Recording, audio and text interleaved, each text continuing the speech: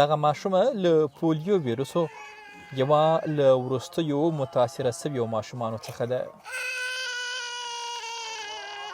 په ښۍ پښې معذوره سوې ده چې د ډاکټرانو په خبره اوس به د تل لپاره همداسې وي. نو دا هم ښه ډېره تکلیف کې ده او موږ هم ښه ډېر تکلیف کې بس تمامه شپه ورځ تېره شي او بس ورته ژاړو.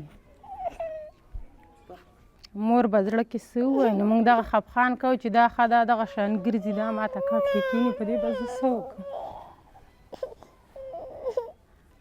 مونږ خو یو چې د دې علاج وشي بله ورځ ما ویل چې ډاکټران رال زه ورته وایم چې دا څنګه تاسو ټیسټونه وړئ وینې ټیسټ هم ویوړو دا ټیسټ هم ویوړو زه راځئ او د دې څه نه وی چې دا لکه څه م رانه کړي چې دا ښه شي.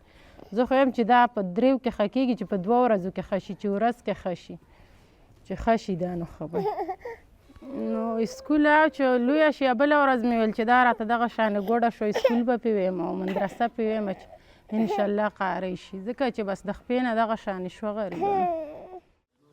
د دې متاثره سوې ماشومې پلار وایي دغې ماشومې ته یې تل د پولیو ضد واکسین ورکړي خو بیا هم متاثره سوې. دی وایي دوی دې خبرې په تشویش کې کړي چې ولې له پولیو واکسینو سره یې لور د تل لپاره معذوره سوه. پولیو واکسین چې کوم دی د دې دپاره ستنې هغه برابر شوي او څاڅکي چې کوم دي ټیکې چې ورته وایي څاڅکي ورته وایي څوک دا هم ورته برابر دي. نه موږ غواړو چې دې بیمارۍ چې دا واکسین هم شوی نو ولې دا بیماري اټیک وکړي. داسې ماشومان شته دی چې زموږ په دې کلي کې سره نه داسې ماشومان به هم وي چې هغې سره نه ټیکه هم نه یې کړي هغې خو روغ رمټ وي. نو موږ دغه ځای کې سوچ او فکر راځي دې سره چې دا واکسین چې لېږي که نه بیا ولې دا مرض اټیک وکړي. دا مرض بیا ولې ولېږي. ما یو ماشوم ته مکمل ټیکې هر څه شوي دی هغه ویل چې په بدن کې ویرس دی ولې باید دې بدن کې ویرس خو نه وی که. همهلته په نوشار ولسوالۍ کې د پولیو ضد کمپاین چلونکي هم وایي له دوی سره په ریکارډ کې همدې متاثره سوې ماشومې ته هر ځل د پولیو ضد واکسین ورکړل سوي دی او دوی یې لامل د پیچکارۍ چپ لګول یادوي. د دې ماشومې نوم سوې افنا دی د پلار نوم روح الله. دا پر روټین امونایزیشن کې باقاعده پر ریکارډ باندې موږ سره د دې دا فولي ویکسینیټډ ده او بل چې کوم SIS دي زموږ چې کمپینونه شوي دي په هغې کې په هر کمپین کې دی ایمونایز شوي دي. د دې داسې قسمه لکه نه موږ سره په NA کې راغلي دي نه چېرته په ریفیوزل کې راغلي دي فولي ویکسینیټډ دي. پولیو افیکټ خو دا انجکشن نیورایټس ورته شوی دی انجکشن ورته دغه یو ډاکټر لګولې وه د هغې نه پس نو که موږ سوچ وکړو نو د انجکشن کله چې انجکشن نیورایټس وشي نو بیا زیاتر چانسز داسې کیدی شي چې ماشوم هم پولیو افیکټ شي.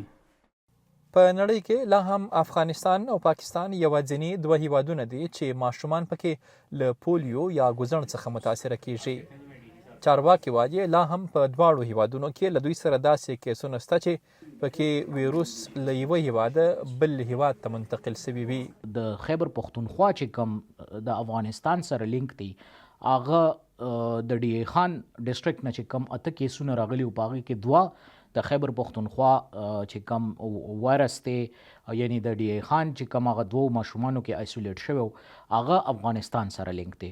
دغه رنګې د هغې ټوټل 15 کیسونه داسې دي د افغانستان 15 کیسونه داسې دي چې هغه د خیبر پښتونخوا او د پاکستان سره لینک وو. 2 کیسونه پېښور سره لینک دي او 3 کیسونه بلوچستان سره لینک دي. پولیو ویروس هغه که له پاکستانه افغانستان ته منتقلیږي او یا بیا له افغانستان څخه پاکستان ته راځي تر ډیره ترې متاثره سوي ماشومان پښتانه دي او په 2 هیوادونو کې لا هم د پولیو اکثره مثبتې پیښې په پښتون میشتو سیمو کې ثبتیږي.